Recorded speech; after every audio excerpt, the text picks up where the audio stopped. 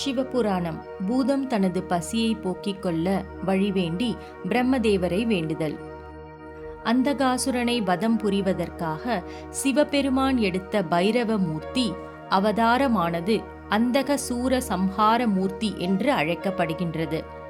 அந்தகாசூரனின் குருதியை உண்ண உருவாக்கப்பட்ட பூதமானது எம்பெருமானிடம் தான் கொண்ட பசியை போக்கும்படியும் தான் விரும்பியதை உண்ணும் வரத்தினையும் வேண்டியது.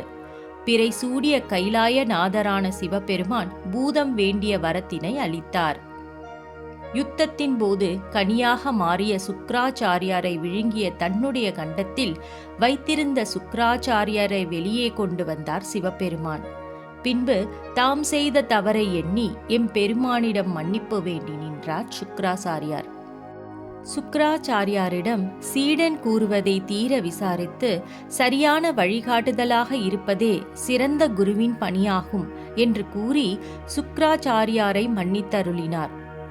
சுக்ராச்சாரியாரும் எம்பெருமானிடம் இது போன்ற தவறுகள் இனி ஏற்படாத வண்ணம் எச்சரிக்கையுடன் இருப்பதாக கூறி சிவபெருமானை வணங்கி கைலாயத்திலிருந்து அசுரலோகத்தை அடைந்தார்.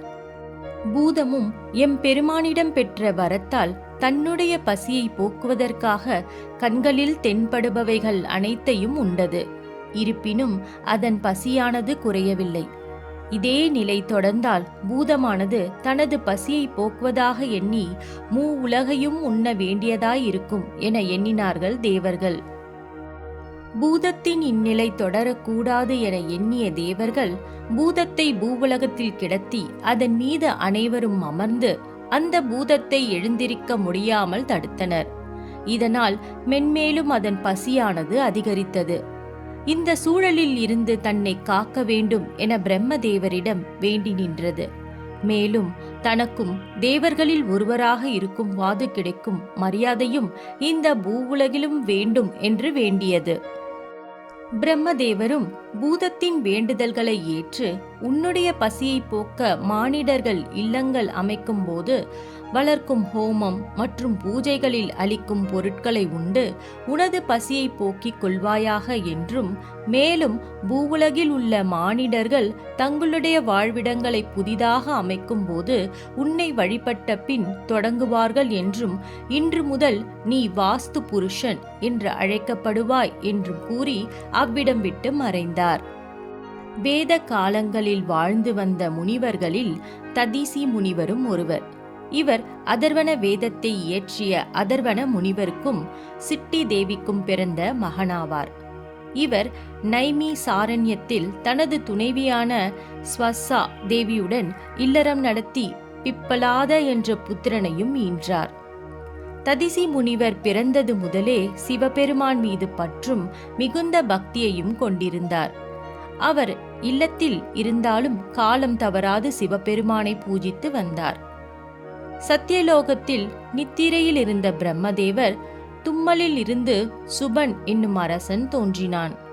சுபன் தான் தோன்றிய காரணம் ஏதும் அறியாமல் நிற்க அவ்வேளையில் நித்திரையில் இருந்து விழித்த பிரம்மதேவர் அங்கிருந்த சுபனை கண்டார்.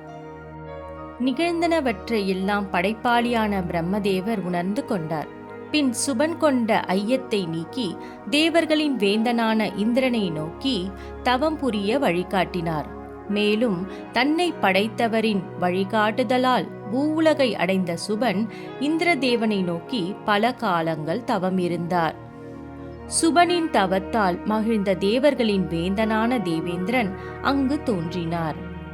தேவேந்திரனான இந்திரன் சுபனை நோக்கி, உன் தவத்தால் மிகவும் மகிழ்ந்தோம், வேண்டும் வரத்தினை கேட்பாயாக என்று கூறினார். இந்திரதேவனை கண்டதும் பணிந்து வணங்கினான் சுபன். பின்பு சுபன் இந்திரதேவனை நோக்கி தானும் இந்த உலகில் நன்னெறி முறையில் ஆட்சி செய்யவும் எவராலும் வெல்ல இயலாத ஆயுதமான வஜ்ராயுதத்தையும் அளிக்க வேண்டும் என்று வேண்டினார். இந்திரனும் தனது ஆயுதமான வஜ்ராயுதத்தை சுபனுக்கு வழங்கினார். அதை பெற்ற சுபன் தர்ம நெறிப்படி ஆட்சி புரிந்தும் வஜ்ராயுதத்தை கொண்டு மக்களை காக்கும் நல்ல வேந்தனாக திகழ்ந்து வந்தார். இதனால் சுபனின் பெருமைகளும் கீர்த்திகளும் உலகெங்கும் பரவின. சுபனின் ஆட்சி பகுதிக்குள் நைமிசாரண்ய பகுதியும் அடங்கும். தனது ஆட்சி பகுதிக்கு உட்பட்ட வனத்தில் மிருகங்களை வேட்டையாடவும் தனது எல்லைக்கு உட்பட்ட மக்களின் வாழ்வு நிலையை அறியவும் ராஜ்ய யாத்திரை மேற்கொண்ட போது வனத்தில் தவம் புரிந்து வாழ்ந்து வந்த ததிசி முனிவரை பற்றி அறிந்தார். ராஜ்ய யாத்திரை முடித்து வனத்தில் வேட்டையாடும் போது ததிசி முனிவரை கண்டார். பின்பு அவரிடம் தன்னை அறிமுகப்படுத்தி அவரிடம் உரையாடத் தொடங்கினார். இவர்களின் உரையாடல் ஏதோ பூர்வ ஜென்ம நட்பை போன்றும் மிகவும் ஆழமாகவும் எழில்மிக்கதாகவும் இருந்தது. இந்த உரையாடல் இவர்களை மிகவும் நெருங்கிய நண்பர்களாக்கின. ஓம் நம சிவாய.